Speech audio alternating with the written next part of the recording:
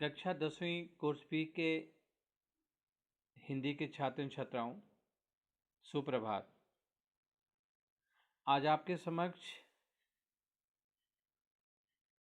रचना के आधार पर वाक्य रूपांतरण की वीडियो प्रस्तुत करने जा रहा हूं, जिसके अंतर्गत बोर्ड में 4 अंक के प्रश्न आते हैं। इस वीडियो को देखकर समझना अति आवश्यक है कि सबसे पहले रचना के आधार पर वाक्य भेद क्या होता है। तो सबसे पहला वाक्य होता है सरल वाक्य। सरल वाक्य बहुत ही आसान होता है। सरल वाक्य में कर्ता एक से अधिक भी हो सकते हैं, पर क्रिया एक ही होती है। जैसे राम और श्याम खाना खा रहे हैं या राम खाना खा रहा है। सरल वाक्य है, बिल्कुल सिंपल। संयुक्त वाक्य में दो या दो से अधिक स्वतंत्र वाक्य किसी योजक की सहायता से जुड़े होते हैं।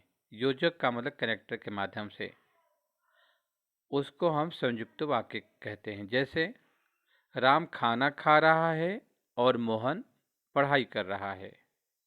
दो सरल वाक्य है, लेकिन और के माध्यम से जुड़ गए हैं।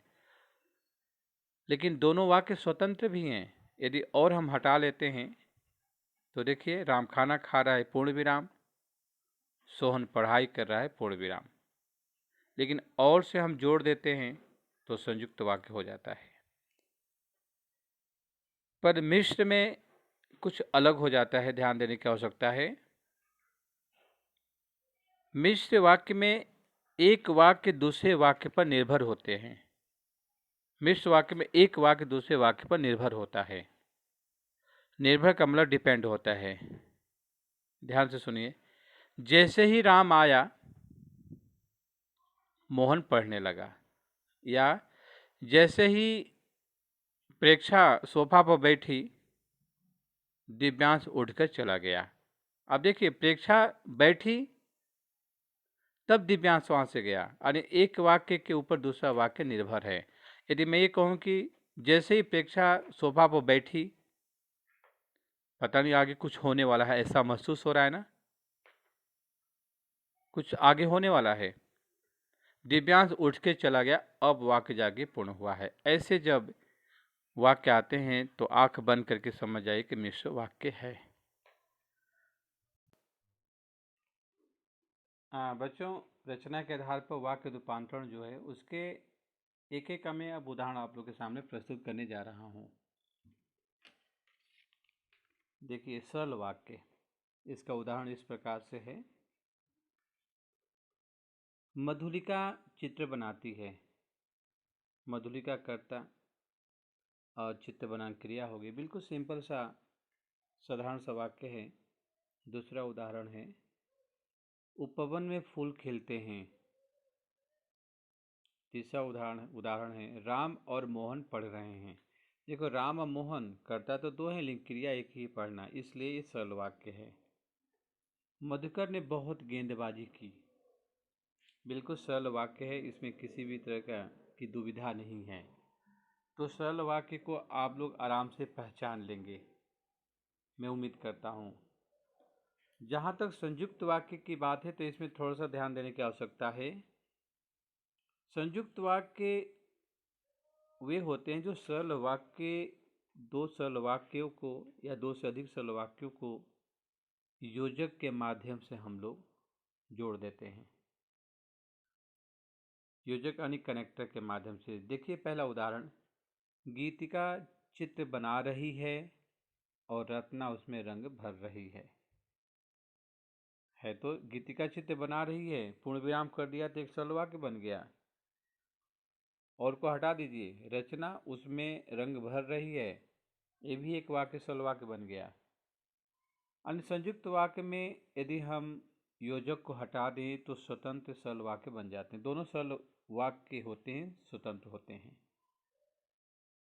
लेकिन हम योजक से दो वाक्यों को जोड़ देते हैं तो उसको हम संयुक्त वाक्य कहते हैं। दूसरे में देखिए, गली में शोर हुआ और सब लोग बाहर आ गए। किसी भी तरह की परेशानी नहीं, आराम से समझ रहे होंगे आप लोग। उसे किताबें खरीदनी थी, इसलिए वह बाजार गया।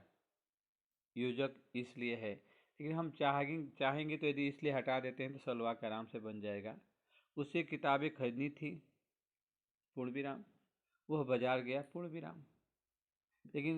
लेकिन हमें इसको संयुक्त वाक्य बनाना है, इसलिए हमने जोड़ दिया इसके अंदर। बारिश हुई और हरियाली छा गई, और से दो सरल वाक्य जुड़े हुए हैं, इसलिए संयुक्त वाक्य बन गया है। आसान है। थोड़ा सा ध्यान देना पड़ेगा मिश्र वाक्य में। मिश्र वाक्य में पहले भी बता चुका हूं कि एक वाक्य के ऊपर दूसरा वाक्य निर्भर होता है, यानी दूसरा वाक्य जब तक हम बोलेंगे नहीं वह वाक्य पूर्ण ही नहीं होगा। उदाहरण देख लीजिए। जिस लड़के के, यहां से देखिए, जिस लड़के के पैर में चोट लगी थी, आगे क्या होने वाला कुछ पता नहीं चल रहा है। कब पता चलेगा? जब मैं बोलूंगा कि वह आज नहीं आया।